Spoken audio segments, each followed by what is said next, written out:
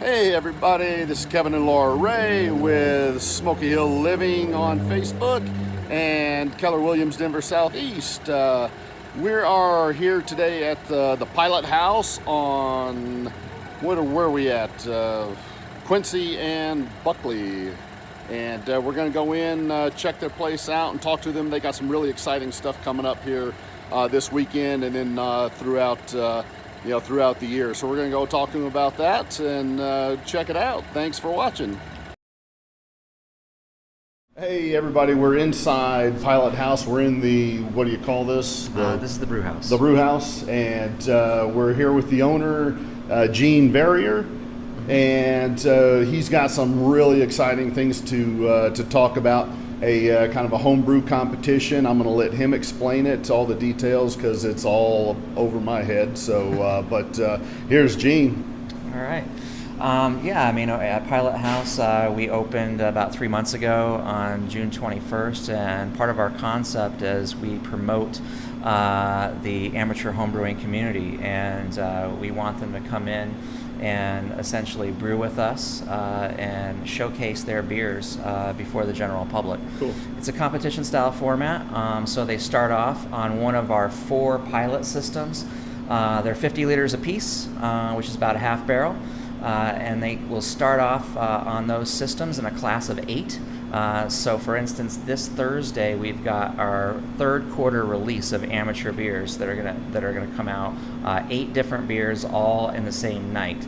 And basically the way it works is that once those beers are released in that class, it's a simple metric of sales divided by time on tap. And that determines the 2 semifinalists. Okay. And so those 2 semifinalists will go on and they will brew their same recipe again, but they're going to brew it on our next largest system, which is a 200-liter system, or about a 2-barrel system. Oh, wow. Okay. And they'll go head-to-head the following quarter, so everything's kind of, a quarter in arrears, if you will. And they'll go head-to-head the following quarter, and one of them will be selected as the finalist. And the finalists will have the opportunity to brew their beer or their recipe one last time on our 500-liter system, which is about 5 barrels, and it's 10 times the size of the system that they started out on. Wow, okay. And so it's possible that their beer could be here kind of on and off for the better part of about 9 months. Wow, that's cool. So you're saying, so local home brewers have the opportunity to then just brew here on your equipment and then actually have their beer sold here on through your taps. That's correct. Wow. That's correct. Okay. And so, and then they there's prizes and swag along the way, and so they'll get gift cards and T-shirts and that sort of thing, depending on how well they do Cool. throughout the Okay. competition. All right. Awesome. Cool. So that starts. Is it just the process just starting, or has it? Or what point of the process are we going to be on this weekend when it? That's the end of it. That's the so end. So okay. I guess you could say it's the beginning of the competition, but the brewing has ended. Okay. Right. And so basically, open up the calendar at the beginning of any one quarter, and then folks have the opportunity to schedule their brewing day with us throughout that quarter, leading up to our quarterly release date. Cool. All right. And so this is kind of, I guess you could say, the fruits of the amateur homebrewing community's labor over the last quarter. Nice. Okay. So everybody in the community, what would be in store for them when they come out this weekend? They're tasting the Yes. beer. Okay. Yep. Cool. And then do they have a part? Is it just the sales, or are there that dictate everything, or is Pretty there much. other? Yes. Okay. Yes. I mean, they can leave. We have comment cards. We have comment cards for our own beers, right? So we have comment cards, and if they leave a comment on the tap number that a particular amateur brewer is on about the beer, that comment will get back to that amateur brewer.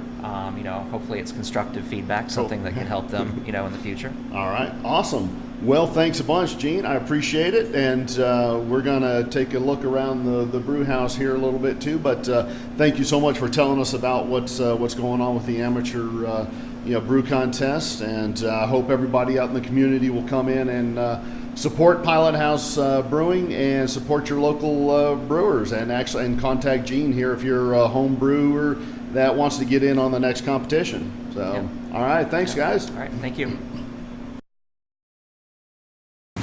We've got a wee heavy here, and then we got a doppelbock here.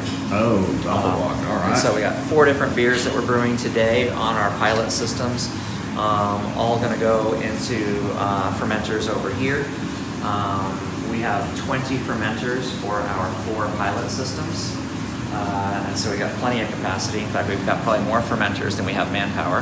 Nice. And systems for that matter. And then from there, like I was mentioning, our amateur brewers will then move on to the semifinals. And our 200-liter system is right there. So we're going to have the camera on. Okay. That is the 200-liter system.